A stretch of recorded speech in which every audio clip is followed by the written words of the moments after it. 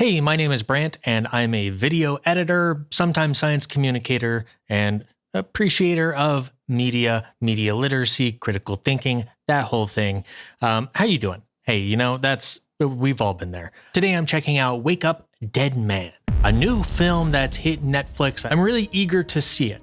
It's the first movie that I'm covering on the channel. I know very little about it except that it's a continuation of the Knives Out series, of which I have seen the previous two. I assume that Daniel Craig is reprising his role as Benoit Blanc, which is always a joy. It's very fun to see him as that character. I have to assume it's a whodunit mystery style, like the previous Knives Out. I know that this is directed by Rian Johnson, who I have a small story about, if you'll indulge me.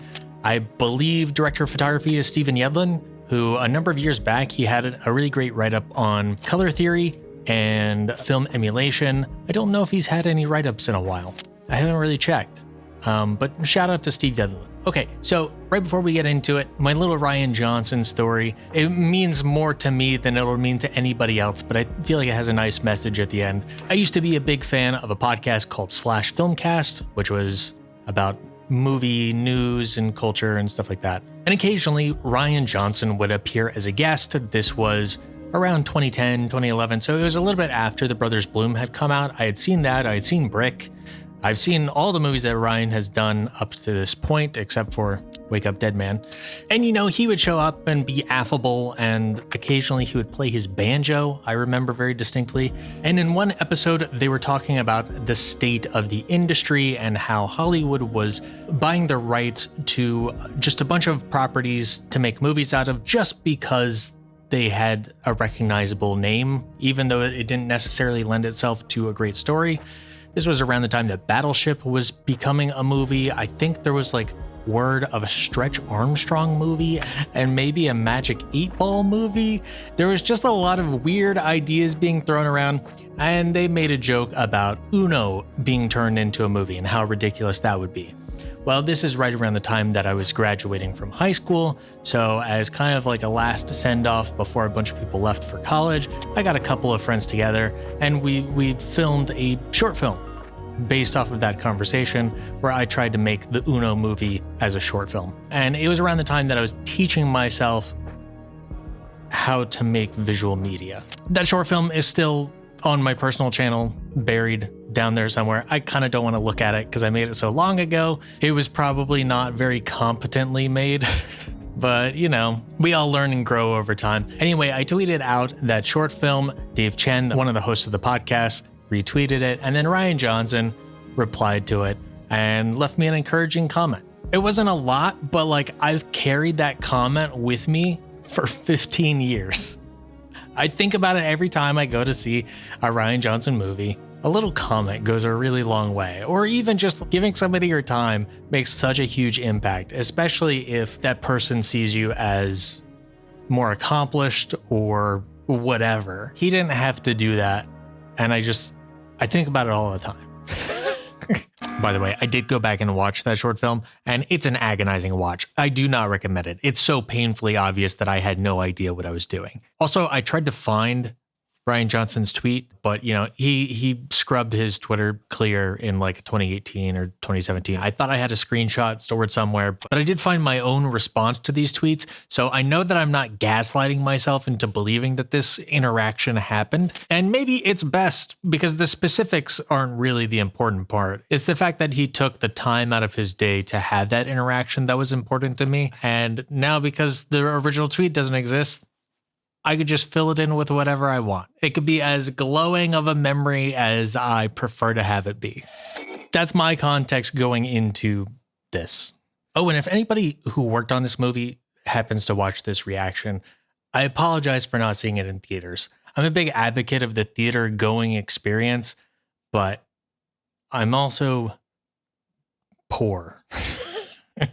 And if I did that, you would not be watching this video right now. So, in this economy, but let's go ahead and spin this up. I'm expecting a fun time.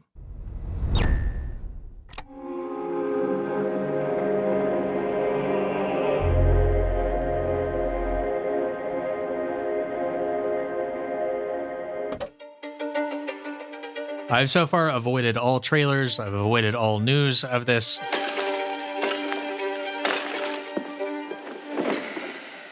Daniel Craig. My man. I'm always interested to see how Benoit is hard to know where to start. Brought into the story. Yeah, gorgeous macro photography. Love that. I guess to tell the story of the Good Friday murder through my eyes, I gotta start here. 9 months ago, when this asshole deacon said something way out of line, and I did this. Ooh. We need fighters today, but to fight the world, a priest is a shepherd. The world is a wolf. I don't believe that, Father, respectfully. This, not this, you know? Real quick, this is the only bit of external information I have in this reaction because I just happened to see it on Blue Sky, but Ryan posted that this particular scene in the gym was recorded in the same place that Rick Astley recorded the music video for Never Gonna Give You Up. I just thought that was a fun, cool thing that now you know too.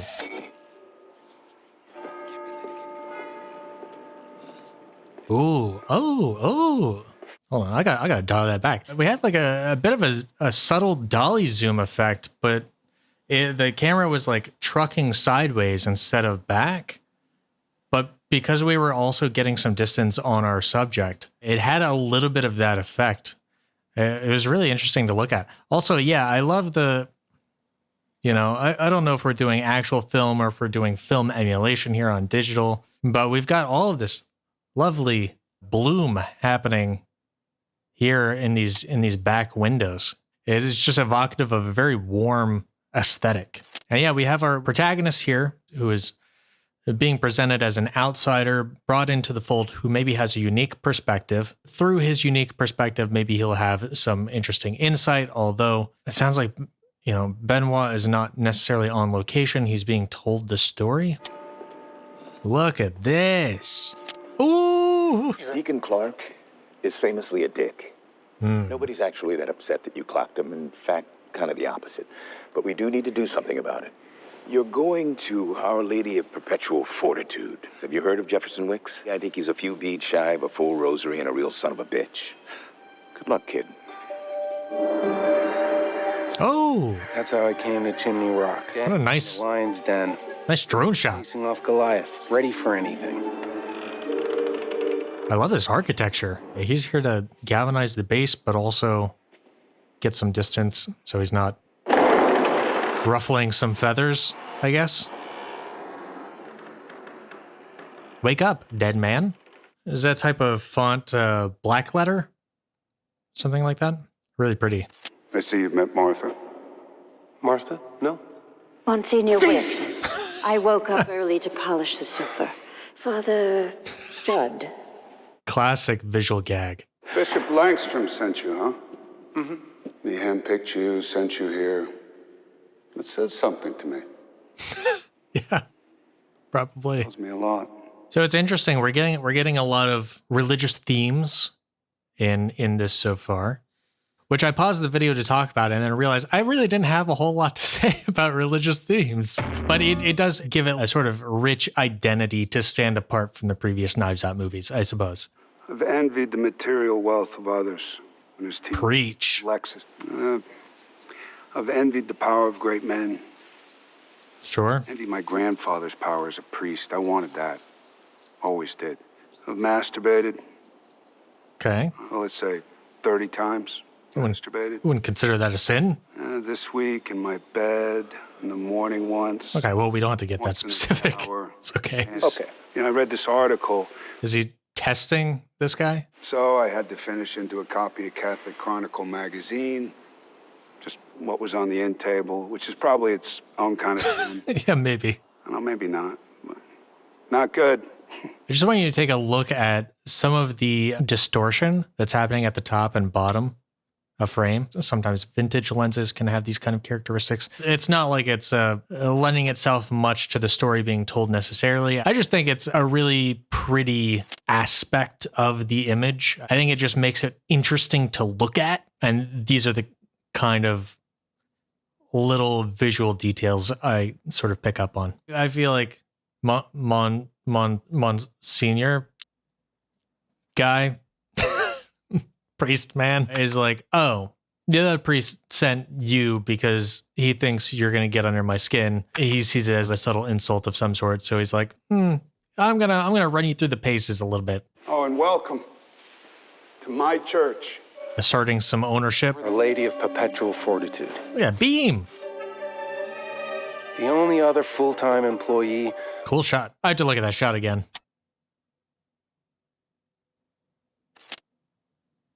How did they do that? Is the window comped in? Because typically that's how you do a shot like that. And we see that there's a brief moment where it kind of switches to a slightly lighter visual. So right there, the reflections kind of snap in almost. And I wonder if they're covering all reflections with like a negative fill or something, and then they move it out once the camera starts pulling back, just so that way they can do this practically, but they get like a really clean look through that window. I don't know. Sorry, that shot was just very fascinating to me. Sam. Seems inappropriate. It's Monsignor Wicks who gives me the strength every day to not go back to the bottle. This guy was in EZA. But he said to me once, if I can stave off that demon, you can. Oh, the zoom. I credit him and my sweet Martha. Wow, we're still going. You're sweet Martha. I'd do anything for her. Martha does it all. She keeps the books, manages donations, files everything, plays the organ. Cool shot, She knew where the bodies were buried. so to speak. The crypt. It's Lazarus' door. But cantilevered is such that one push sent it tumbling to the ground from inside. Sounds like a significant detail. Yes, the harlot whore. That was Wick's mother. Okay, so what's the deal with that? She was a harlot and a whore. Okay. Lighting is gorgeous in the scene. Prentice had a vast family fortune in the bank. And so the whore waited for her father to die. Wealth, and the power that comes with it, is Eve's apple. Temptation that leads to the fall. We must protect our loved ones from its corrupting influence. I saw Prentice take his final communion and die on the holy altar. Dramatic. What did he do with the fortune? Gave it to the poor, say some. Threw it in the ocean, say others, and no one knows. Treasure? It was gone. That holy man's final act of grace was to keep the corrupting evil out of wicked hands. All that he left her Ooh. Look at the color contrast in this. was this. Your inheritance is now Christ.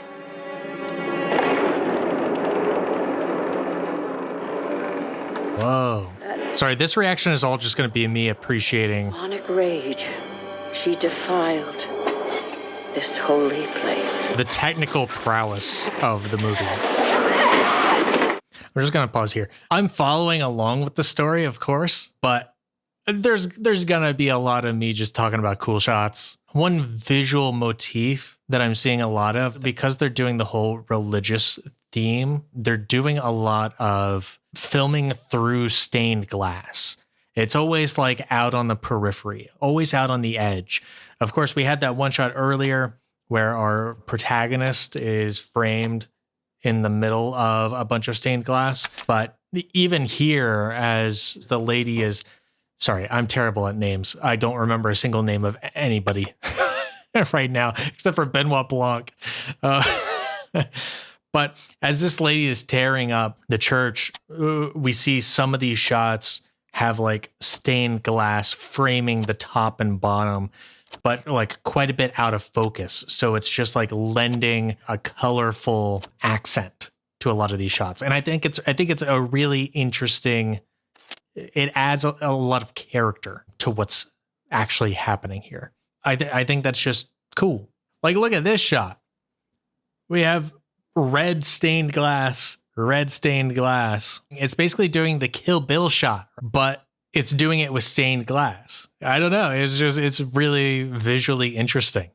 And this, what a stunning aesthetic. She had her revenge. Blasphemy. Desecration. Evil incarnate. It seemed like she was about to scale the wall, possessed by a demonic influence. Girl, what is that noise?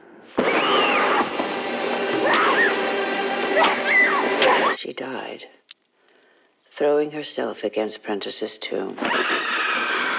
I laughed because I was just about to say, girl, she's gonna punch you. And then she did. Struck down, I say, by God, in his mercy. The darkness of that story was the bedrock of this place. You could feel it, and these will be our suspects. So Okay. I should introduce them. Great. Sarah Draven, local attorney. She was loyal and devoted. I became a lawyer because I wanted to do great things in the world. Her adopted son, Cy, just moved back home after trying and failing to get a foothold in politics. Great. It's nice having him back. Absolutely not. I was the GOP golden boy, the great hope. I didn't have that cult of personality thing, I guess. I tried everything. Believe me, I hammered the race thing, I hammered the gender thing, the trans thing, the border thing, the homeless thing, the war thing, the election thing, the abortion thing, the climate thing about induction stoves, Israel, library books, vaccines, pronouns, AK-47, socialism, BLM, CRT, the CDC, DEI, 5G, everything. All sincerely held convictions, I'm sure. It's numb these days. I don't know why. Maybe we need to get back to fundamentals. You know, basic building blocks and how to genuinely inspire people. The basics, like show them something they hate and then make them afraid it's going to take away something they love. Yeah, the GOP playbook. No. Nat Sharp, the town's local doctor. His life revolved around his wife, Darla. She was his everything. Darla left me last week. The sci-fi writer, Lee Ross. The Crescent Limbo series, Ice Pick of Time. Look at these cover arts. But he'd spent the last year writing a massive book about Wicks. I found it a tough read, but he pinned all of his hopes on it. This is my last chance ticket out of Substack hell. I can't take it anymore. Simone was new to town and new to the church. She'd been a world-class cellist, forced to retire 5 years ago for health reasons. Chronic pain. I believed they could heal me. Suckered. I mean, to take someone's faith and exploit it for money. It's the ultimate evil. Churches would never do that. They keep layering in this They thunder. moved him today, huh? But his method.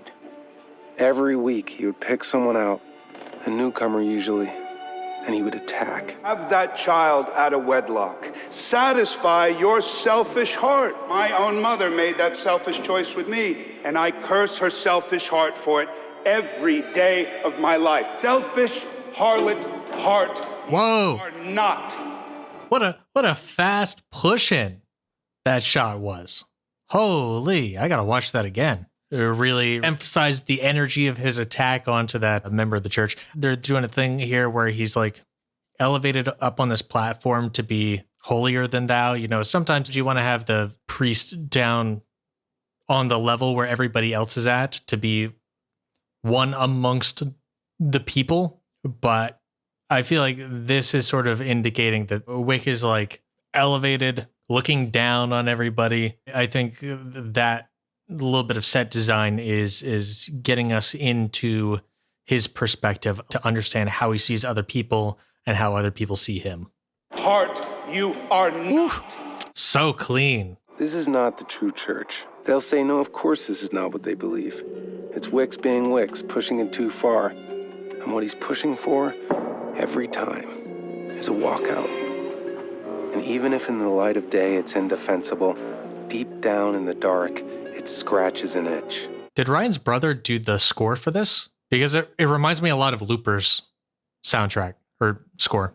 This seems abusive. Is tapping deep poisoned wells, hardening, binding with complicity. So I tried to offer a counterbalance. As the only one I felt safe enough to confess my deepest sin, that was the day that Christ saved my life. He didn't transform me. He sustains me every day. I think that's what the church should be. Monsignor Wicks isn't coming. No, but I came because I thought this was an official church function. It's at a church. It's with me. It's official. I'm probably gonna post this tomorrow. Can I tag you? I prefer you didn't. I probably will anyway. I know. Sounds about right. If we want to pray or need to confess something, we can do it with Monsignor Wicks. Can you? Because you all seem scared to death of the guy. Could you walk into that church of your own free will and confess your deepest sin to Wicks, Martha, without fear? Yes, I could. It does feel a little bit cultish. There's kind of a weird power dynamic going on with Wicks. Okay, let's say you feel comfortable confessing your deepest sin. Does everybody else?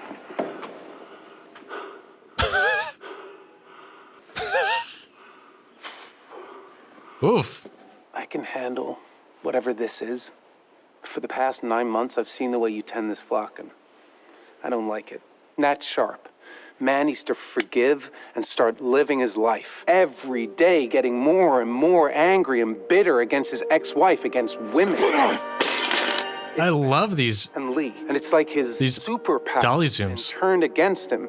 The only story he tells is, the world is out to get me. And now he's just spinning out and angry all of the time, paranoid. His cup says the Crescent Limbo. I spend a lot of time thinking about the names of things and how to name stuff. For a science fiction writer, the Crescent Limbo is so evocative of, the Twilight Zone. It's got a little element of cosmic space imagery and a little element of supernatural paranormal stuff. It's a really great name, the Crescent Limbo.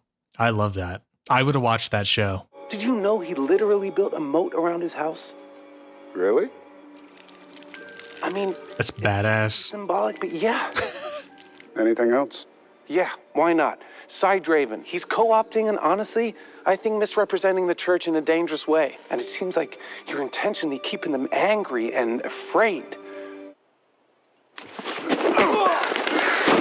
Oh, shit. Right now, you're angry. I'm the world, you're the church. Stay there. Stay there. Anger lets us fight back, take back the ground we've lost. And we've lost so much ground because the world wants to destroy us. Feminist, Marxist, whores, bit by bit, they do. Hold on, he has a problem with feminist Marxists? So, he strictly adheres to the patriarchy and capitalism? I don't think many Marxists are going after the church. You're poisoning this church. And I'll do whatever it takes to save it.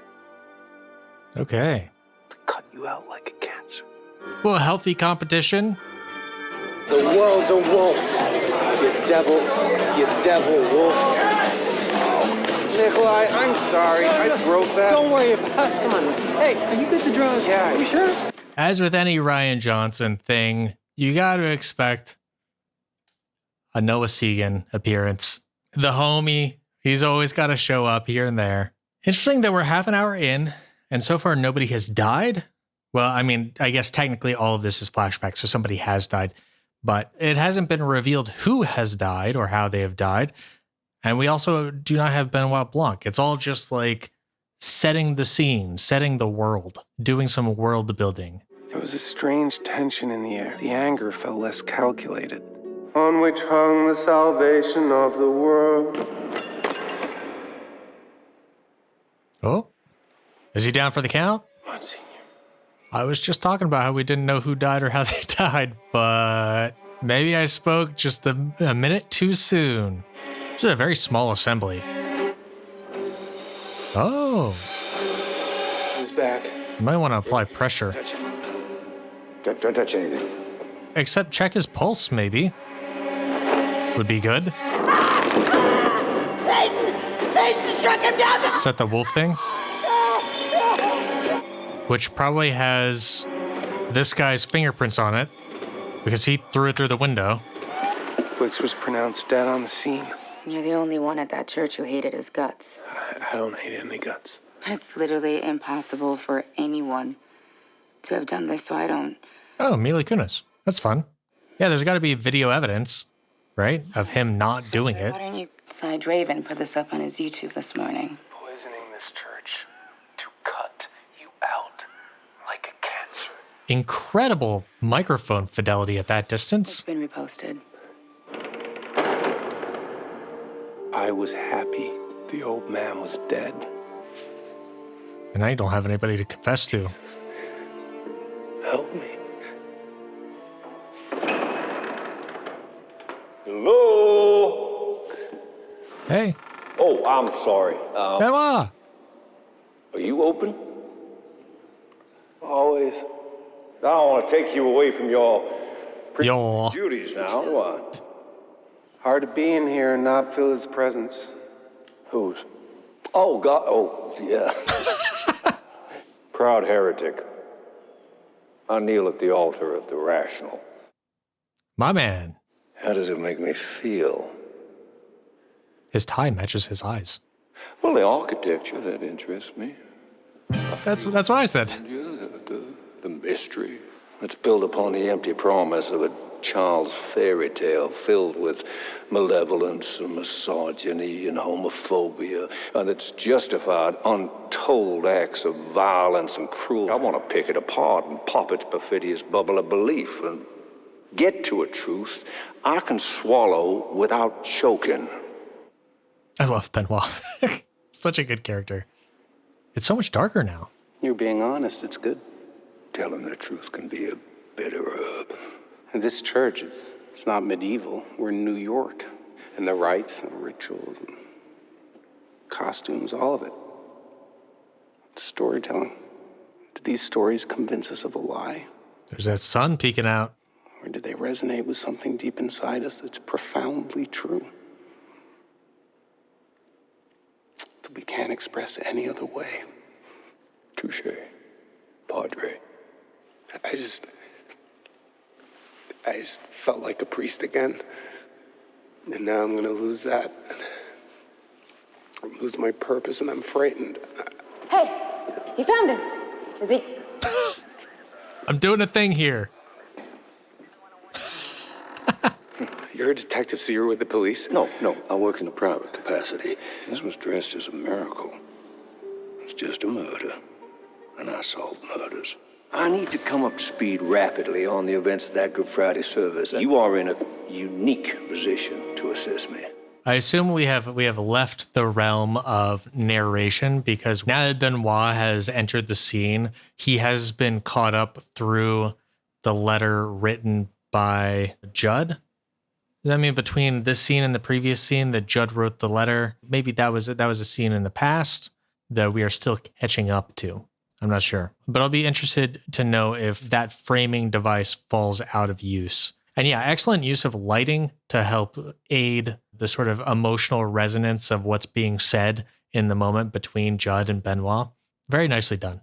And I felt like it had a good mix between feeling naturalistic, but also feeling just a little over the top, like just over the top enough to hit the emphasis, but without being cartoonish. Flesh and blood. Flesh and blood. Yes, I will be wiggly. Disrespectful. Please stop doing that. Tammy, would you mind flipping the meat? 1, 2, 3. Oh my God.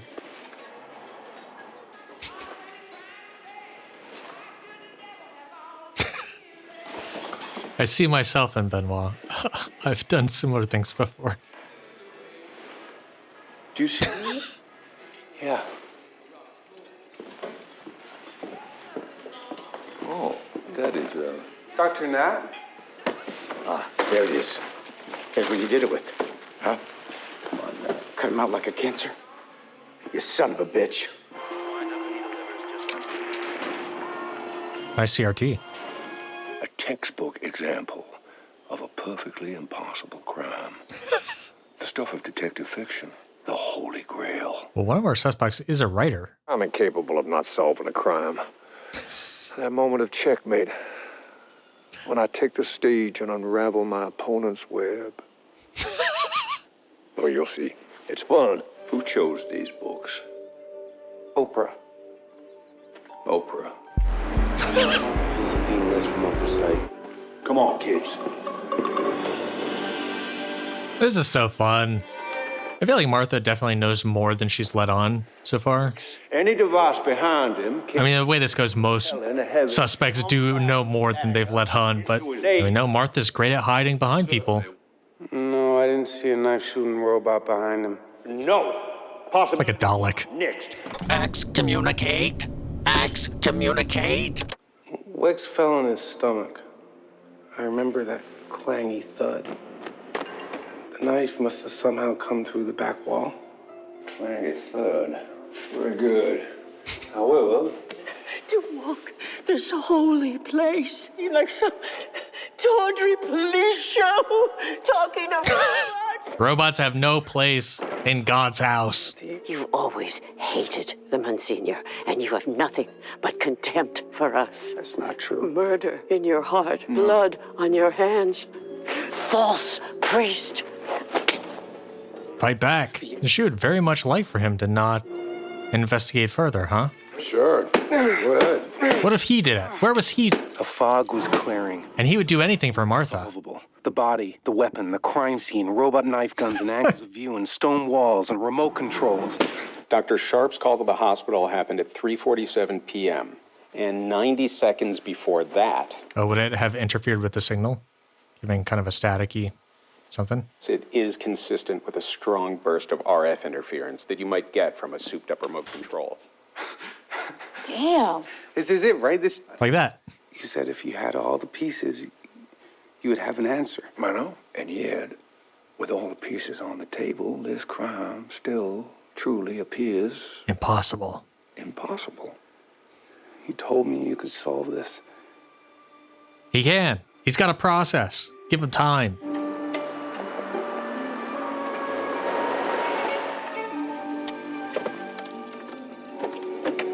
You know, Cool shot. you're right. This can't be impossible. See, I think there's something in there, in your head, that I need to solve this case. And if I can't shake it loose, I'm sorry. But I'm gonna have to go in there and get it. Is he going to incept him? You want me to write the story? Yes. Okay. Here we go. The story of the... This is the narration. Monsignor Wicks. Monsignor Jalapeno. I don't care. I need to... Benoit is hoping that something will stand out that Judd doesn't think is significant, but is. Okay, now we're caught up to the beginning, to the cold open. I mean, it would have been on his breath after every mass. Fortified himself. Clever word in there. I knew the press and police were there. Why let that be part of the story? A little storytelling to protect my flock. Oh, bullshit! And in protecting their bubble of belief, you have shielded a killer! No, you did not think. But we're into the woods now, so you better start. Start. In my room. So funny. Our church is assailed by wicked modernity. And even as I stand before you as a warrior of Christ, in the armor of God, ready to fight the world to my last breath, you shall not pass. Gandalf Enjoyer. Gentlemen, may I?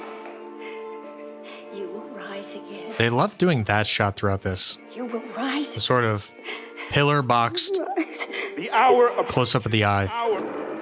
For behold, though he is struck down, the righteous Son of God will rise again. Eve's apple restored to the tree. Is there some scheme going on for like His true son to the throne of this nation. a resurrection thing to galvanize the flock? He will rise. Yes, tremble in fear, for he will rise again in glory and vengeance and power. Cool shot. Here's what's gonna happen. Benoit frickin' Blanc and I are gonna ask you all some questions, and you're gonna answer them. We're gonna get to the bottom of who killed Monsignor Wicks and why. And then, that's it. And we're going to start... Very impassioned. Got your audience. What's this about? I've been thinking about your mom. That poor girl. Affirmation that I, Jefferson Wicks, am the biological father of Cyrus Draven. And I obeyed, and I honored, and raised your son while you sat on your pulpit, shameless, you hypocritical son of a bitch! I'm going to step in here real quick just to remind you that this is happening not long after he has shamed a parishioner into leaving over committing the same act, and he has belittled the memory of his own mother for doing the same act. And I think this just goes to show us how cynical and unserious he is in the beliefs that he preaches about in his sermons. For him, his sermons are a tool that he uses to leverage his power over the people. It's a facade. It's surface level for him. Messiah is my son. From a loose woman of no importance, who I knew for one night and haven't seen in 30 years. Nobody's unimportant. Surely a man of God would know that. But we're fighting an existential war here, where the end justifies the means. We need a warrior, and I believe that God chose Monsignor Wicks to be his warrior. So you and your son have my sword. And you have my bow. And my axe. Come on, it's right there. It's right there. We had Gandalf earlier, and now we have the Fellowship. We have the corrupted Fellowship. We don't know this woman. We do not know her. We do not know. But how she... These are people with no actual moral Right, with convictions. various sources. We don't know that. We don't... What exists? The rationale is extraordinary. We're with you, Monsignor Wicks. And literally nothing that you say is going to change that. Yeah. Real cult of personality type shit. I will close the doors of this sad little church for good, but not before I have destroyed each and every one of you. Why'd he torch them all? Why would he do that? Because I told him to. I want to get out, and now finally, I can. Such a dark, interesting shot. He told me his grandfather's family fortune lost all these years. He told me he found it just this week. Treasure. Retire. Do you know the power of what you do on that stage? I've shrunk the flock. No, you've radicalized them. That is power. It makes so much sense that the guy who studied the GOP playbook is talking about the religious radicalization of this flock. American conservatives lean so heavily into religious zealotry and into harnessing the image of faith to kind of wage their own war. This connection makes a lot of sense. Give me 4 years. You could be president. Together, we can build a real empire. As father and son. Like in Star Wars? Yeah, exactly like the rebels. His ministry, and my political instincts fueled by enough money. Can you imagine what we could do in Christ's name? Yeah, I think I can. Yeah, like the rebels. First I told Getting back to this vast fortune. his accounts are empty. There's nothing. Like mother, like son. Here, I thought it might be a code because he kept saying Eve's apple would be restored to the tree. That was a thing. As if Eve's apple is the fortune. But if you think of anything, you'll call me. Oh, yeah, you bet. All right. Playing it very cool. Steel Wheels Construction, this is Louise. Not too often we get a crypt opening order. So I need to know... I actually process that order while I do all the processing. Yeah, what I need to know, Louise, I run this place with my brother James. Right. He was Louise... preaching when I went, and I gotta tell you, that is not a nice man. Hey, Ma'am? The order for the forklift, I need to know who placed the order. James takes the orders. If you could call James now, I would appreciate it so much. Hey, Father, could I ask you something? Could you... Louise? Will you pray for me? Yeah, of course. A little reminder about why he's doing it. Can I ask what for? Well, over the phone confession. My mother.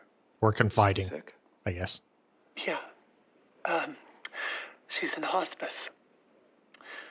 I'm so sorry, Louise. Father,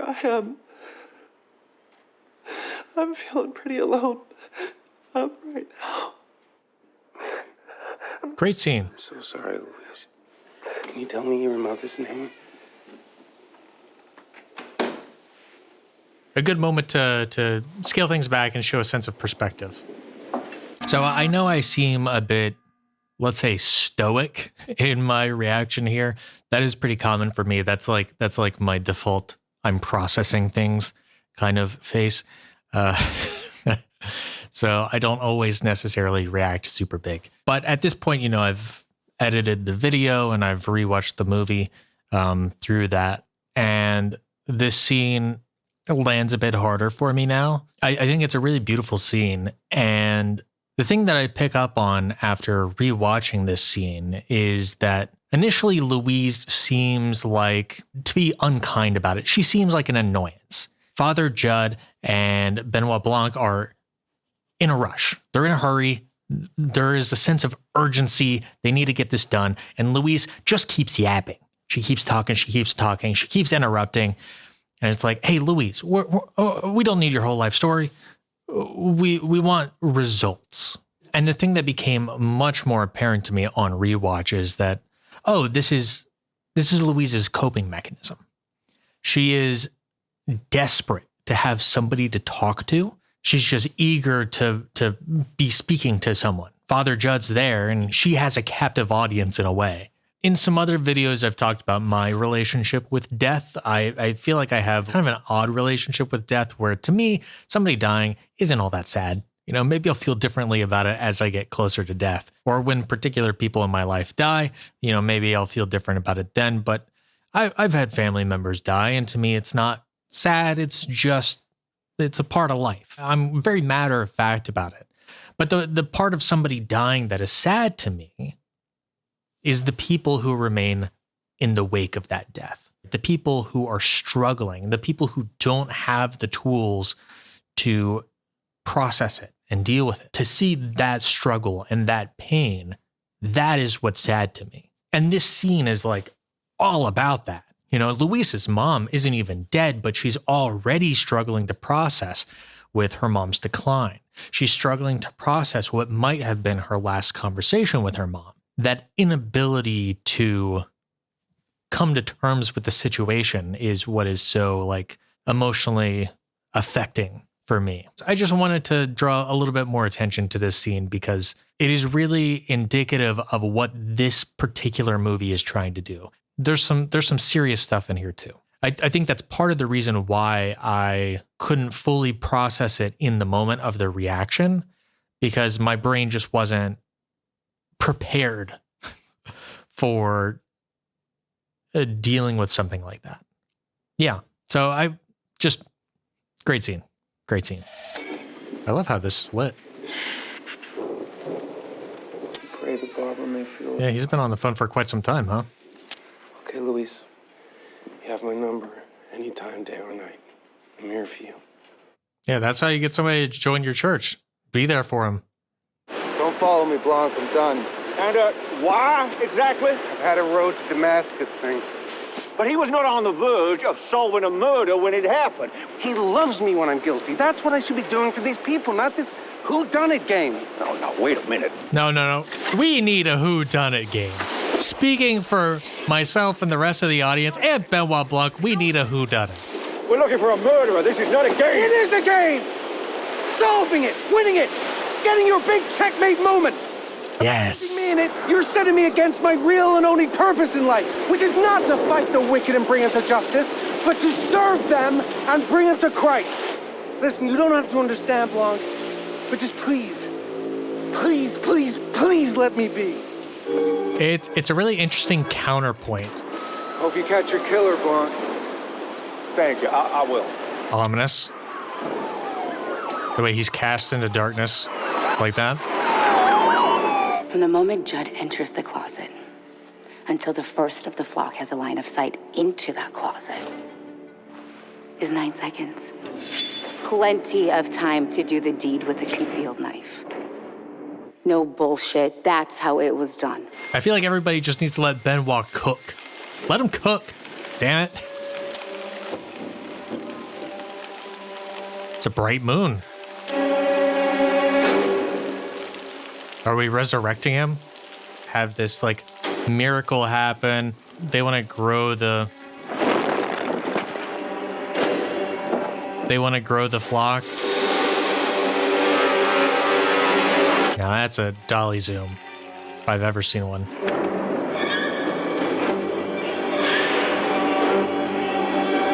But then how did they fake the body in the morgue? Whoa, that's a wild shot.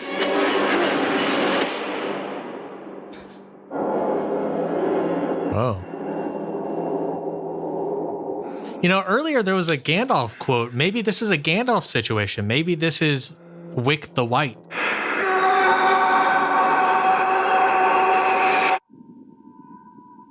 Cool strobe sequence. Who's there? NBC type lines. Who's there? Uh-oh. What the hell happened? We got a dead man on the loose. Wake up, dead man. Okay, Wicks was 100% medically dead. And there's obviously some Scooby-Doo shit going on here. Scooby-Doo-Doo. Praise to God. Martha, it's a crime scene. Lay into the dark! You murderer! There's no way he can hear that. There's no way. All the sound dampening with the trees and the vegetation. And he's probably quite far at this point. That's okay. We heard it as an audience. This is Father Judd. Father Judd, it's Louise. How you doing? I spoke to James, and the order for the forklift was actually placed by Monsignor Wicks. I suspected. Question is, how did he do the morgue shit?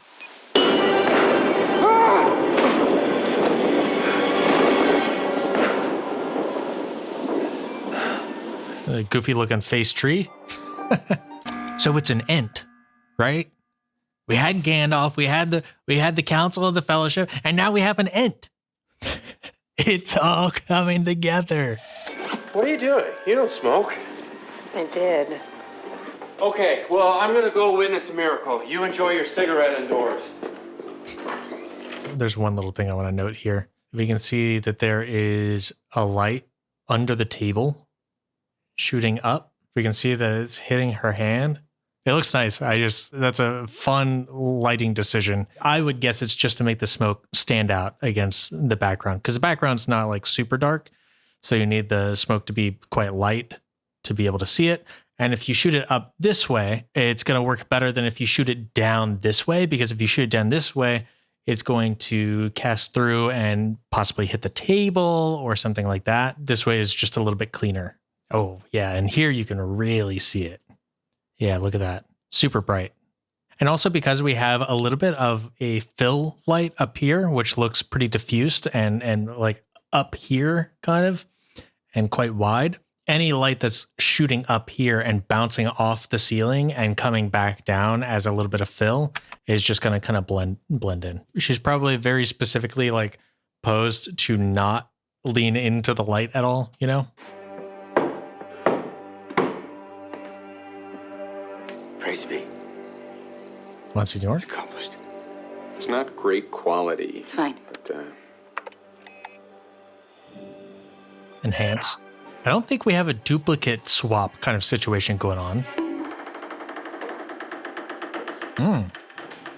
Dr. Nat? Seems like things did not go very smoothly when he opened the door. Oh, God. That's the smell of bad news. Maybe Wick is a robot. You know, they're talking about a robot earlier. Yeah, it's him. Maybe he never came back to life. He was just remote controlled. This might get unpleasant. What the hell is going on here? Is Nat in there? That's grim.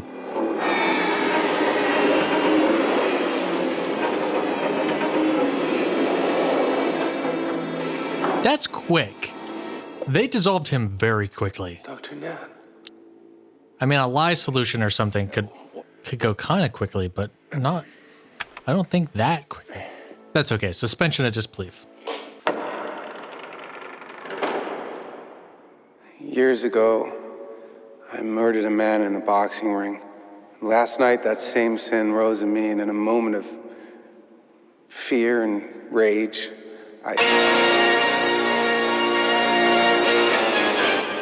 I'm sorry. That was dramatic, but I needed you to stop talking. No. Explain the You shall not silence the voice of the Lord, but sit now and behold the wickedness and shame of the guilty laid bare before you all. Also, you should really have a lawyer present. I like that Benoit is like at the altar of reason. He's adopting the theatrics. Let us begin with Wicks's murder. Right here Okay, break it down for us. And within minutes fell to the floor unconscious. A clanky clunk. Mm-hmm. A second identical devil head. Classic. Little misdirect. And it was also missing. And the deed is quickly done. So is this a group effort? Why do all this insane, elaborate stuff? Indeed. Indeed. I had to look at the myth that was being constructed. Struck down by no man, but by the hand of Satan himself. Laid to rest in the sealed tomb of his father, but then risen by the will of God. Risen as something new.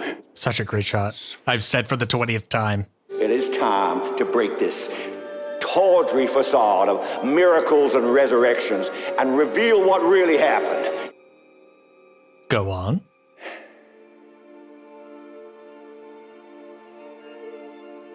Okay. Damascus. A road to Damascus thing? Yes, Damascus. Yeah, it's called a callback. I cannot solve this case. Is this you sparing our faith or being respectful or something? Because we deserve the truth. I need the truth. Cast back into the darkness. You believe in God and all this Michigas is real? No. God is a fiction. My revelation came from Father Judd. Grace for those who deserve it the least, but who need it the most. And you made yourself the fool just now. So that you could do this of your own free will. That's nice. Sometimes it's the people you suspect the most who are sometimes guilty. This is Eve's apple, Martha. Yowza. My entire cursed fortune. All the sin in the world. Ayo, what? He took the jewel to his grave. That's dedication to the bit. She didn't desecrate the church in anger. No, she was looking for the hidden jewel.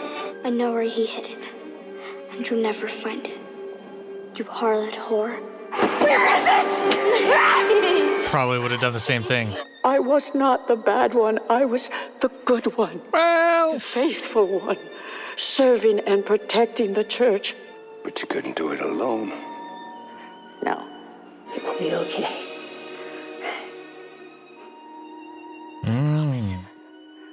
He didn't understand why we were doing it. Anything for you. So it was a body swap. A miracle. It would have been perfect. Great story. I wasn't supposed to be there. You most certainly were not.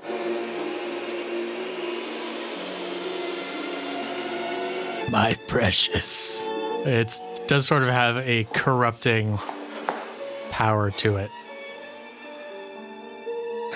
Then he told me the fairy tale of how everything had gone according to plan. And I knew he was lying. My second mistake. Underestimating the temptation of Eve's apple. Our agreed mission was to destroy it or throw it in the sea. But all this power... Back to Mount Doom with E. Now here was his opportunity. It's impossible for me to see this in any other light than Lord of the Rings. He took it. He had poisoned my coffee with a lethal dose of pentobarbital. No remedy once ingested. I had understood it all. This is like a Hitman level.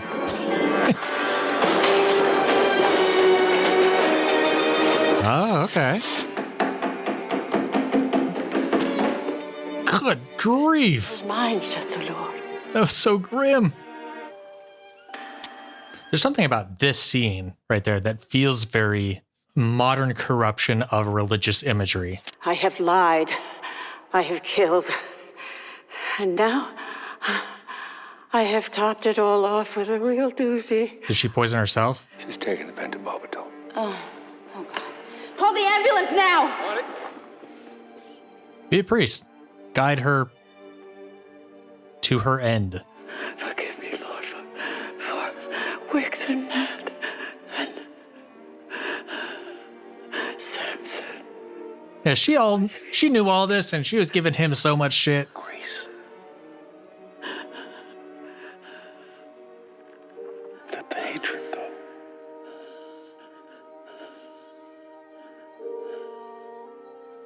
Grace.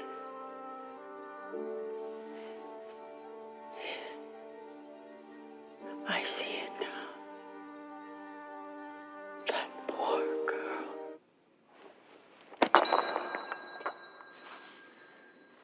Shit. Yoink. Don't mind if I do. The jewel was never found. I swear it even glistens like the ring when it glows nearby fire. What was left of them scattered, only to discover the one thing every holy man knows.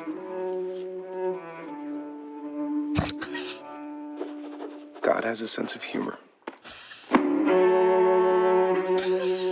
What a visual gag. And some got their miracle. Not being cured or fixed, but finding the sustaining power to wake up every day. I hope you come back to the church someday, Si. Your real inheritance is in Christ. Little punk bitch. His video with you is still trending. Yes. Benoit Blanc pwned. Pwned with a P. Whatever that means. It's a typo. It became a mimetic. You're going to be very popular once you open. Maybe not in a good way. Good luck, kid. I'm gonna go.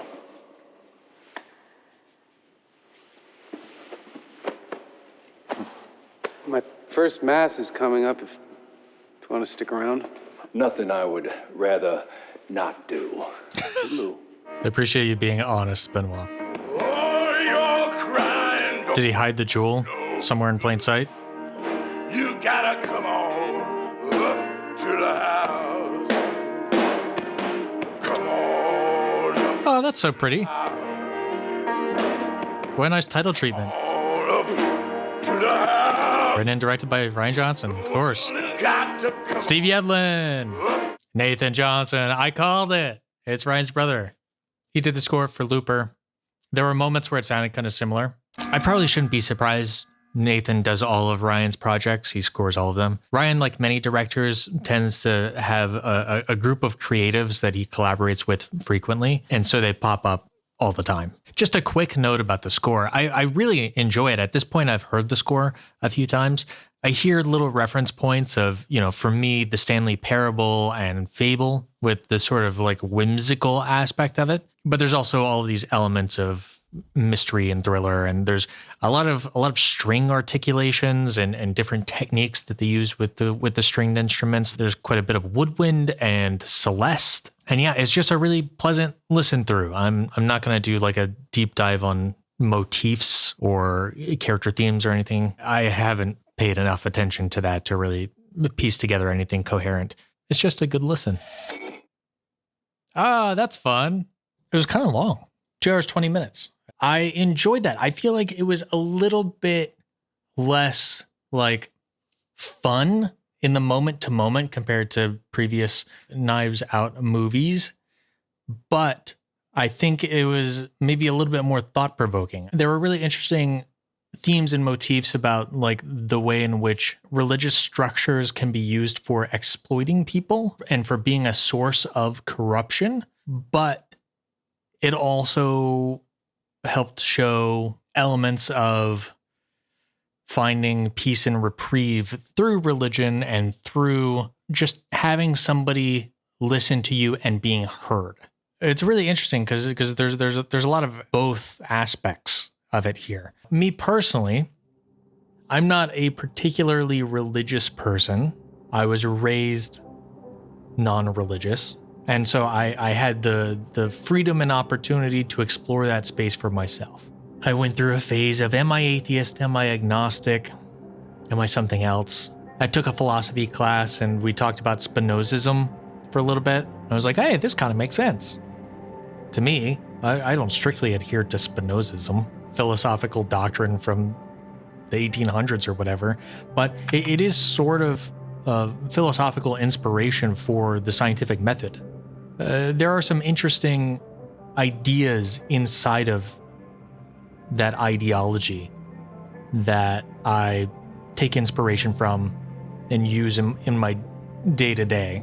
Not really. I don't think too much about it, but it sort of gave me a useful lens to look at the world when I need it. And I struggled for a long time with how to feel about religion, because I had seen so many examples of abuse, of exploitation, of, all of the things that Benoit Blanc says when he first enters the church, about how it's used to justify crusades and how so many people do such wrong in the name of faith, because, they're held to no account beyond what they believe.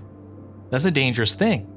It took me quite a while to find the perspective of seeing religion as a tool that just normal-ass regular people use to make life, which is already really hard, a little bit easier.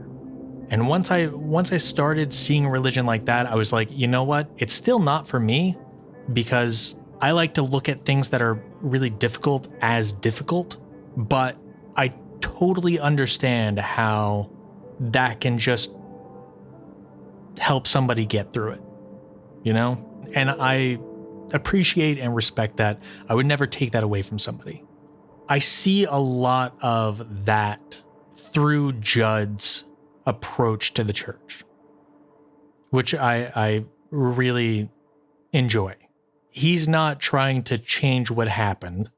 He's just trying to make it easier to get through it. I really like how it seems that Benoit adopted some elements of that philosophy himself.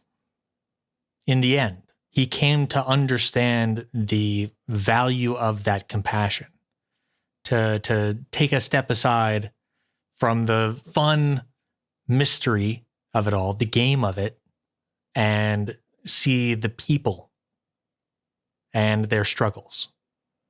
I think that's really useful and valuable. And I think interesting element of the story to bring to the surface in a whodunit. I think that's actually like super thought-provoking. Even though, of course, in that moment, I'm like, no.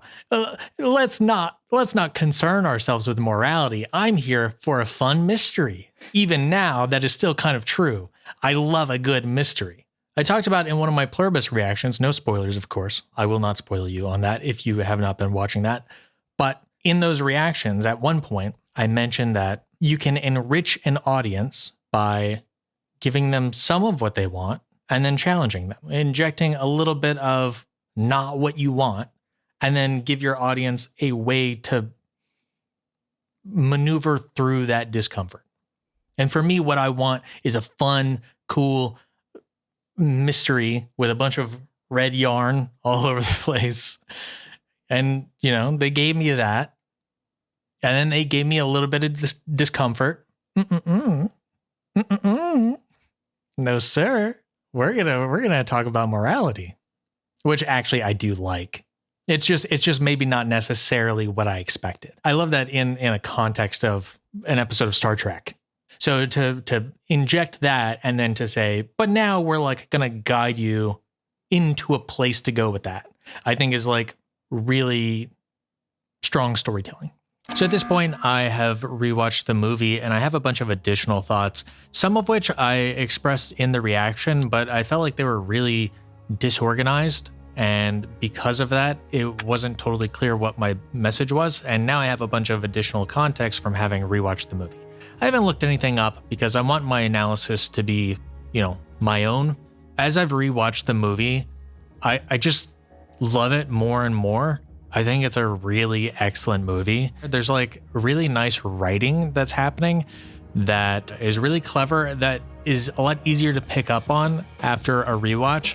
Little moments like when Benoit Blanc first meets Father Judd in the church. Benoit has this whole monologue about his relationship with the church and the problems that he has with the church. Benoit says that he wants to get to a truth he can swallow without choking, which once we understand what is happening by the end of the movie with the jewel, we understand that that is clever foreshadowing because Prentice swallowed the gem and choked and died. Benoit Blanc does not want to meet the same fate, of course. And there's a bunch of other like little setups and payoffs, but what I really want to talk about is the message of the movie, because I think it's set up in a really clever way. I've got a whole spiel about it, so like buckle up. On the surface, the movie is about, who committed the murder of Monsignor Wicks.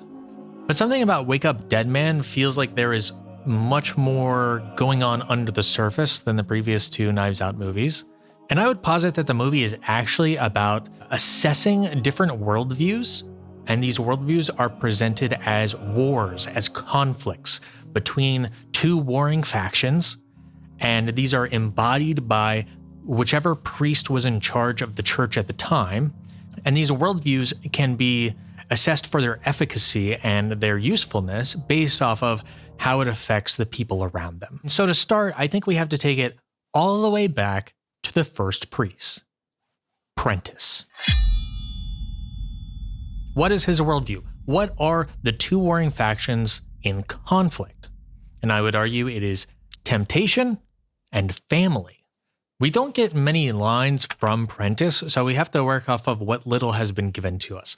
And we see when he's talking to Martha, he says that wealth and the power that comes with it are the temptation that leads to a fall. And he has to protect their loved ones at any cost from this temptation. So we can intuit that his worldview is one where he selects a few people, he considers them his inner circle, and he will protect them to his death. He only cares about them. He does not care about anybody outside of this. I know people like this, and this worldview scares me a little bit because it does not permit universal empathy. It just is highly protective of people close to you. Now, how does he go about waging this war between temptation and family? Well, we find out by the end that he swallows the gem and dies. Which a lot of times when I'm watching a movie, I'm looking at it through a lens of pragmatic realism. Right? I think about like, is this logistically plausible? And sometimes the movies seem reasonable through that lens, and sometimes they seem absurd. This is a moment that is absurd through that lens. If he didn't want Grace to find the gem, he could have driven out to the shore, right? We know that they live in a coastal town, and he could have just tossed it out into the sea. This is exactly what Martha suggested for her plan before it gets derailed. He also could have just gone and buried it in the ground somewhere, driven 50 miles away, buried it somewhere. Nobody would have found it.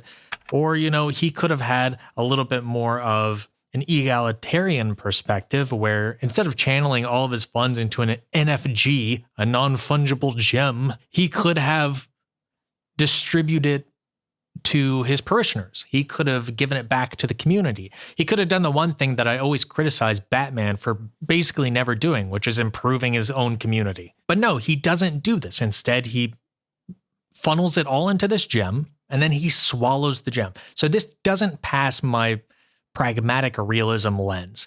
But movies cannot only be analyzed through this perspective. Sometimes you have to understand that things happen symbolically. That is permissible. That is totally fine. If we are telling stories or if we are hearing stories, we have to understand that sometimes things will happen to provide emphasis or significance to a story that is beyond what would actually happen. I was struggling so much with figuring out, why does he eat the gem? That's so absurd. It's just like, what did he expect to happen? But I was laying in bed last night thinking about it, and it struck me. And it's so simple. He calls it Eve's apple. What do you do with apples? You eat apples. So he eats the gem because it's an apple. It's so silly. When we're analyzing these worldviews, we have to look at the people around them to understand whether or not this worldview is a reasonable one to adopt. And we have to look no further than Monsignor Wicks. During Wicks' first confession with Father Judd, what does he say? He says that he covets wealth. He says that he covets power, not just any power, but specifically the power that Prentice had. So the two things that Prentice warned would lead to the fall of his loved ones were the two things that Monsignor Wicks was obsessed with just before his downfall. And we also know that Monsignor Wicks did not die until he had heard about the existence of Eve's apple, and he devised a plan to extract it. So his pursuit of wealth did very literally lead to his death, his downfall. So Prentice swallowing the gem did not save Monsignor Wicks, his grandson. In fact, it condemned him to death. So it failed on that measure. But through that first confession with Judd, what did Monsignor Wicks say about coveting power? The power that his grandfather had. So we know that Prentice had power, and he had all that money that he turned into a gem. So he had wealth. Prentice had the two things that he worried about his family getting. He saw it as their eventual downfall. So he's kind of an unreliable moral compass in this capacity, because effectively what he's doing is he's saying, I have all of these things that elevate me, and I don't want my family to have it. He wants to hoard it. Him literally hoarding his wealth led to his death. He ate his wealth. He embodied his wealth, and it killed him. So it failed him. It failed Monsignor Wicks. Then we can look at Grace, his daughter.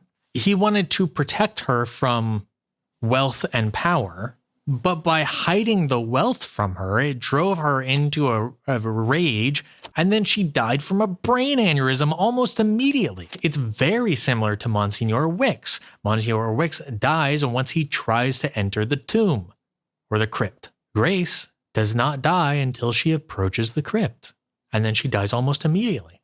She was not protected. So the last loved one we have to look at is Martha. Now, Martha is interesting because Martha is the only character who is affected by each of the priests. She has gone through each era, each phase herself. Martha, she always considered herself the good one, which of course I call bullshit on. She considers herself the good one because she is not driven by wealth, even though it could be argued she had wealth. She was the only person alive who knew of the gem and knew where it was located. She just chose to not seek it out. She had the power of knowledge. She knew where the wealth was. She had all of the documentation for everything in the church.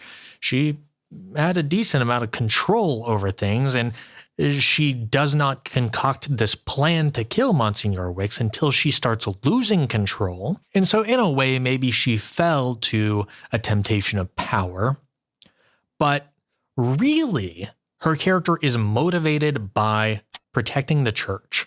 I would argue that this also indicates a failing of Prentice's worldview, because Prentice made her hyper-fixate and focus on the gem. For her, that is the ultimate source of evil. That is the only thing to look out for. She is not tempted by the jewel, and she protects the church by making sure that it doesn't fall into someone else's hands. But in doing so, she is blinded to any other source of immorality or corruption. We see this when she is a child. She is vindictive and cruel. During my initial reaction, I felt like Prentice was harsh and condemning of Grace. But watching it back, he never says a bad thing about her. Just about everything we know about Grace gets filtered through the perspective of Martha, with the exception of Prentice looks at her when he says that we have to protect our loved ones. So we know that he cares about her. We know that he considers her one of his loved ones. And there's a really subtle thing that happens, which is one of these clever things that you pick up on rewatch. There is the canonical mythology of Grace that Martha tells earlier in the film. And this is Grace going in a demonic rage, tearing up the church. During Martha's final confession, she drops the filter. She presents a more objective version of Grace. And through this, there is the obvious turn of events, which is that Martha, as a child, taunted Grace about the location of the gem. But when we look back at the canonical myth version of these events, we see that Grace is depicted in a slightly more demonic characterization. They talk about how it looked like she's possessed. She was about to climb up on the wall. Like, that's a very specific pose that evokes a very specific idea. And that is, of course, Martha projecting wickedness onto Grace. And there's also the moment where Grace is like crawling towards Martha. And in the canonical myth, she has this like pained, agonizing screech sound, which is almost animalistic in nature. But in the final confession version, she is sobbing. She's dealing with something. She is struggling. And I thought that was a really nice, subtle touch on spinning the characterization of Grace. I suspect some of this stems from a competitiveness because Martha perceived Prentice as a father. It was not biologically her father, but perceived him as a father. However, Prentice had a biological daughter, Grace. So I think Martha saw Grace as competition. And through that, she had this childlike, naive perspective on promiscuity. Prentice does not call Grace the harlot whore. That seems to be something that Martha has constructed. We don't know that specifically, but I feel like we can kind of intuit that. And in fact, Martha might even be inadvertently culpable for the death of Grace because her taunting further filled her with this fury. It could be said that she made the situation worse and killed somebody as a child. Martha has this failing of compassion. She has this cruelty and hatred instilled within her because she has this idea of who is in her inner circle, and everybody on the outside is fair game. Everybody on the outside is evil and wicked and something to be fended off. And so all to say, I believe that Prentice's worldview fails everybody around him. But he's not the only worldview depicted in the movie. Next, we have to go to Monsignor Wicks. Who are the two warring factions in Monsignor Wicks's worldview? We have Christianity and the world. We could also view this as the shepherds and the wolves. We can also consider this worldview as the default church worldview because it is quite explicitly depicted by the priests during Father Judd's hearing after he punches the deacon in the opening scene. Now, to me, I see this perspective as sharing some elements with originalism, if you're familiar with that. It is a way to interpret law such that you try to convey the original intent that the person who wrote the law intended back when they wrote it, which might sound kind of reasonable on the face of it, but in my perspective, it is a coward's way of law interpretation. Why is this? Because effectively what you're doing is you're interpreting the law however you want, and then you are justifying it by putting your interpretation in the mouth of somebody who died 300 years ago, somebody who cannot refute you. It also has this sort of interpretation that somebody who existed hundreds of years ago had a better idea of how to handle modern day society than somebody alive in the modern day, which is very silly. Although maybe a little bit more applicable, I think a sort of similar religious version of originalism, which is biblical literalism. Biblical literalism. They're not exactly one-to-one the same, but I feel like they have some crossover of sensibility. So biblical literalism is somebody who interprets the Bible as effectively a documentary. They say all these people really existed, and they all did exactly what is written in the Bible, exactly the way it was written.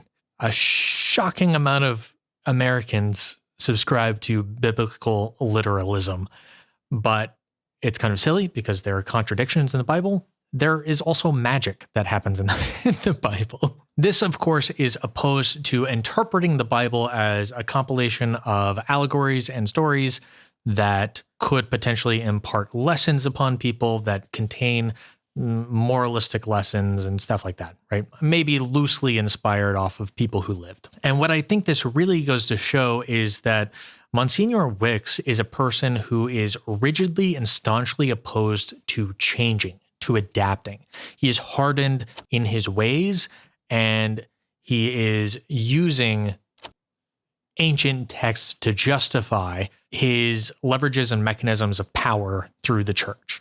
So the reason that I think that he's doing this is because it allows him to be perpetually victimized. And as the world is out to get him, he can use that to justify himself exerting as much violence as he wants to fight back. This is like a Christian fundamentalist, kind of extremist perspective, which you also see a lot with biblical literalism. Why can I not say that? Biblical literalism.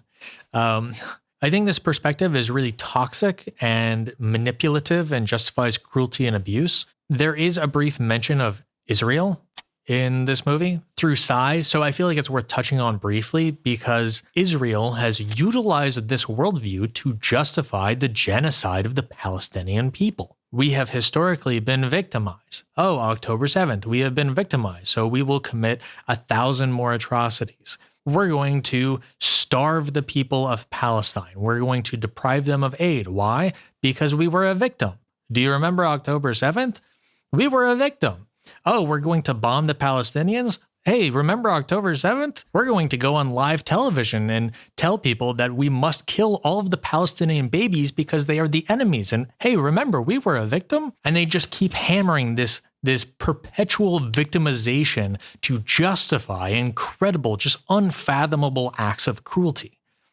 Monsignor Wicks is doing the same thing to a lesser degree. Now, does this worldview hold up to scrutiny? Well, the movie tells us quite explicitly that it does not. We have all of these parishioners. We have the flock. In other words, all of our suspects. They are troubled, they have issues, and they are unable to heal.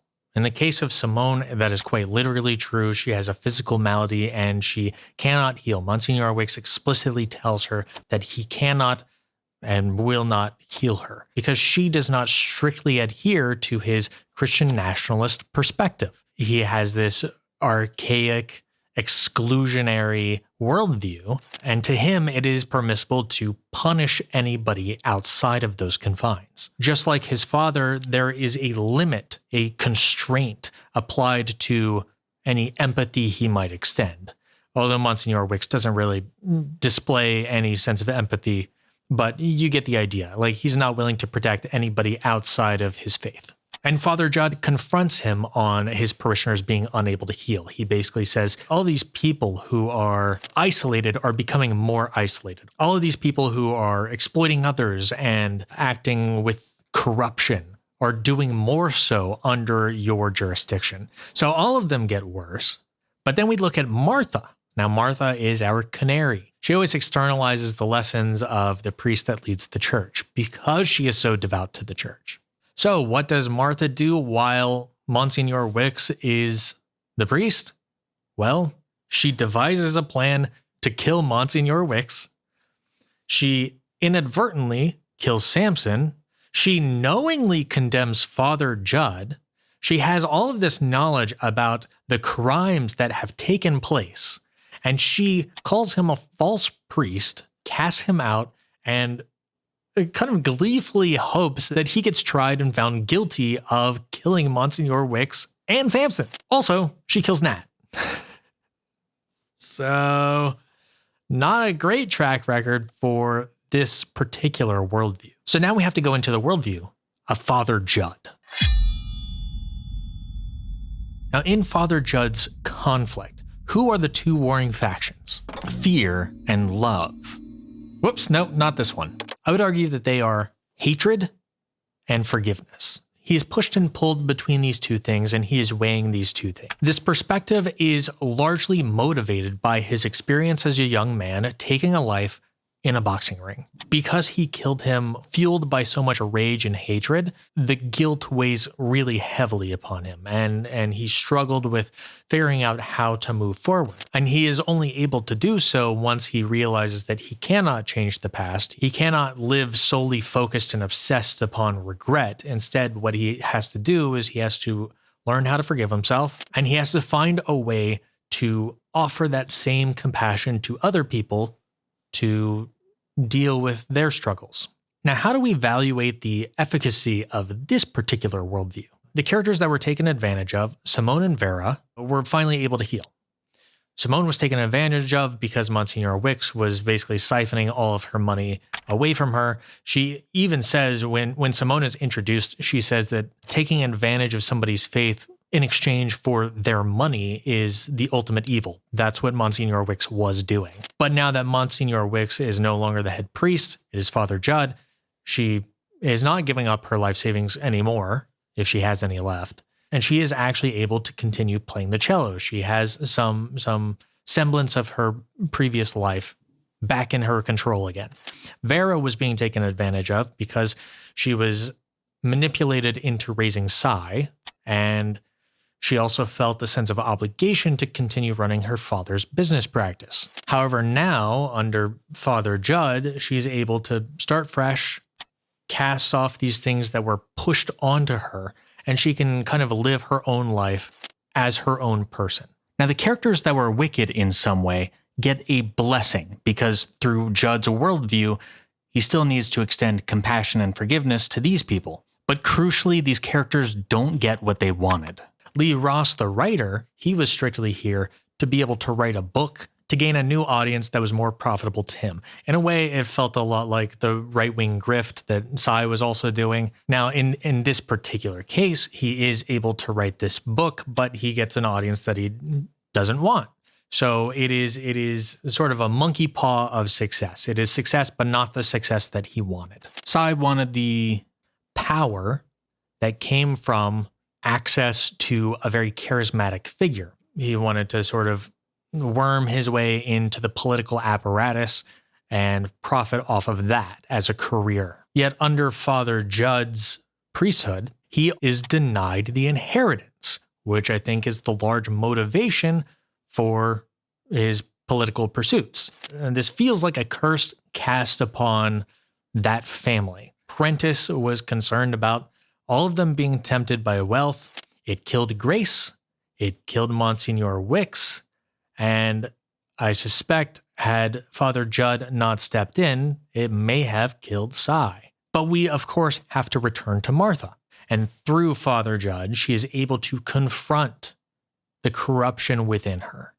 She is able to actually deal with it and process it and heal from that. She is able to let go of the hatred she held for Grace, somebody who herself was victimized. And Martha feels remorse. She's able to move on. She is able to, for maybe the first time since her childhood, find a sense of reprieve and peace. But, very sneakily, there is a fourth worldview, the final worldview. And it does not come from a priest. No. It comes from no other than Benoit Blanc. So, what are the two warring factions in Benoit Blanc's worldview? I would posit it is deception versus truth. I almost didn't include Benoit, but I realized it when I was looking at the stained glass. A little bit after this, I'm going to mention how I'm still obsessed with the red and blue glass, and I didn't know what that meant. And then I was watching back the footage, and I saw Benoit's face framed in between those, and I realized that I think that window is trying to show the two warring factions, the dichotomy, the two things that are in conflict. And I realized that it wasn't just Father Judd who had this two-party thing, but Benoit Blanc has it as well. And of course, this is the thing that leads him to being a great detective. He's very concerned about the truth. He always wants to get to the bottom of the truth. I think Benoit is absolutely crucial to the messaging of this movie, because what it is trying to say is that it is not enough to be compassionate, and it is not enough to care about the truth, about reality. You need a combination of both. You need a balance of both. Without Benoit Blanc, Father Judd would have been arrested, very likely would have been found guilty. The flock would have been lost. the church would have sent in another Monsignor Wicks. We know that there are more of them. Father Judd is explicitly depicted as a fish out of water. He is an outsider among his kind. I think that, what was his name? Bishop Langstrom. I think he knew that about Father Judd, and that is why he sent him here to fight this corrupt and cruel worldview that is holding the church back from accomplishing its ultimate goal of improving the lives of the people who adhere to it. So without Father Judd, there may have been nobody to combat this regressive worldview. That hatred versus forgiveness element of Judd absolutely needs the truth. It cannot deny the truth, because without the truth, it cannot exist. There's even a really great moment of symbolism that I cut out of the reaction. Benoit and Father Judd are trying to find Eve's apple, and they open up the container for Eve's apple. And within it, there is a little plastic figurine of Jesus. And they think that something might be in that Jesus. So they smash it open and there's nothing there. It is a dead end in their investigation. But it is really symbolically important, because what they find is that only when Benoit Blanc is present, somebody who does not have much respect for the church, he is perfectly willing to smash Jesus open. Father Judd, too much respect. He wouldn't be willing to do it. And only when Benoit Blanc smashes Jesus open does he find that it is hollow.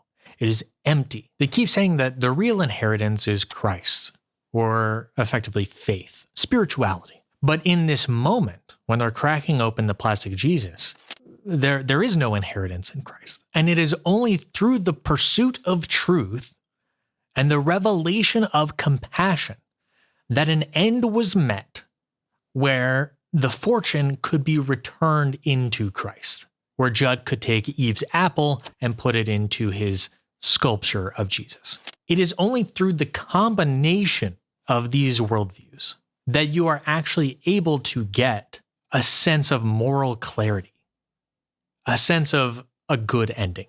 I just thought that was such clever symbolism, and I really appreciated that. Also, earlier in the reaction, I talk about the lighting that Steve Yedlin is doing, where in the church, there is really dramatic lighting that is clearly synchronized to something happening in their conversations. It happens during the first meeting with Benoit Blanc and Father Judd, and it happens just before the final confession of Martha.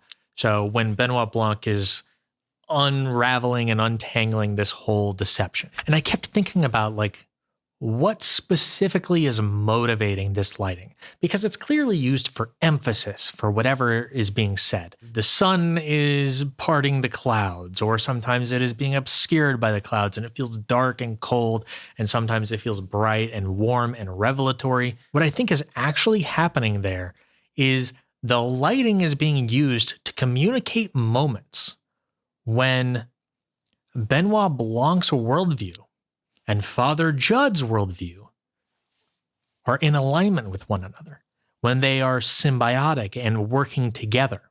In that first scene, we see that it gets really dark when Benoit is talking about the issues he has with the church, and how the church espouses hatred and homophobia and misogyny, and it hides shameful acts of its own.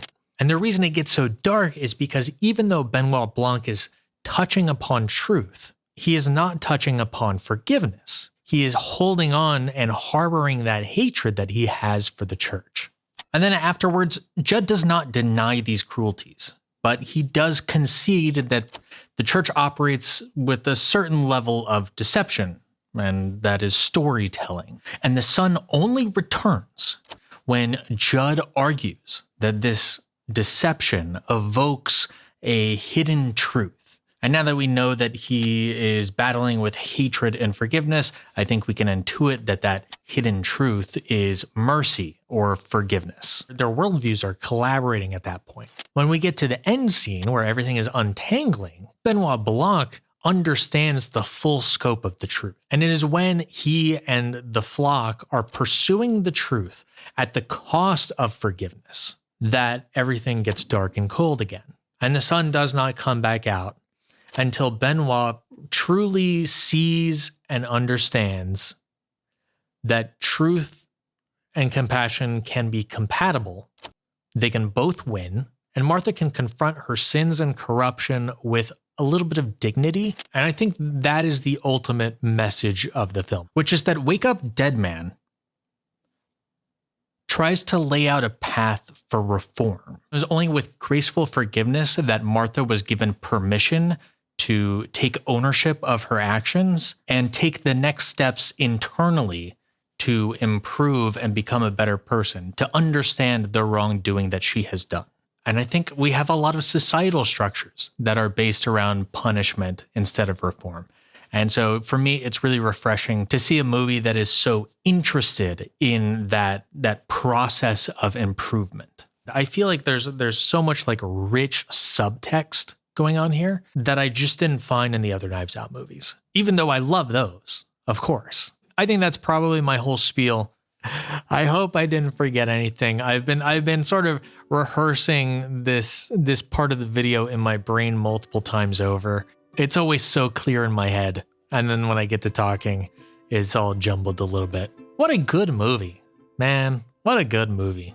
I love this. I don't know. There's probably more to be said about this. Well, there's definitely more to be said about this, but I don't know. I've been at it for a while. Hopefully I will have had some additional insights to inject into this reaction, because I feel like there were large sections where it's like, I'm just sitting here watching a movie. It's hard for me to find the balance with this sometimes, because for me, the ideal movie viewing experience is shutting the hell up, not saying a single word from start to finish, and, turning off all distractions, turning up the sound, and just enjoying it, like absorbing it, letting it wash over me. And this moment right now, where something has just finished, is the moment where I probably have the least developed opinions about the thing, right? It takes me a while to soak in it and think about it and make connections and consider, why was it done this way? What were these choices about? The thing that's haunting me right now is that one window. The top half is red colored glass and the bottom half is blue colored glass. And whenever Wicks' mom was tearing up the church, everything was red, but then there was one shot where it was blue, and there's like a red blue thing going on here and there sometimes. And I'm just like, why is it like that? I don't know. I just don't know. But maybe given a little bit of time, I can figure it out. And one of the nice things about doing a movie as opposed to a TV show is I don't have to worry about being spoiled now. Loving that. If you made it to the end, not only the end of the end, the end of the post-reaction commentary, thank you so much. I appreciate you. If there are cool things in this movie that I missed, I would love to hear it in the comments. I will read all of them. Thanks, of course, to the creatives who worked on this movie. You can go watch it on Netflix. And if you have any other suggestions for fun films to check out, let me know. Actually, I have one thing to send you to. A long time ago, on a small channel that nobody remembers that I worked on with a friend of mine, Roberto, it was called Cinematography. It was a show about movies. And one of the videos I made is about Looper, which is a movie that Rian Johnson also made. And in this video, I read through the original short premise of Looper that Rian Johnson wrote, and I match it to visual imagery from the movie that short premise eventually became. And so I'm comparing, like A/B comparing aspects of the original concept with the finished product. And I think it's kind of interesting. I remember I spent a lot of time working on this back in the day. I was editing it on my laptop at like Thanksgiving gatherings and stuff. I was just like, don't bother me, I'm working. That might be a fun, interesting one for you to check out. It's about 20 minutes. It'll be linked in the end if you want to watch it. Otherwise, maybe check out my Pluribus stuff. Check out some of my other videos, whatever. Thank you for watching. I appreciate you and your time. Talk to you later. Bye.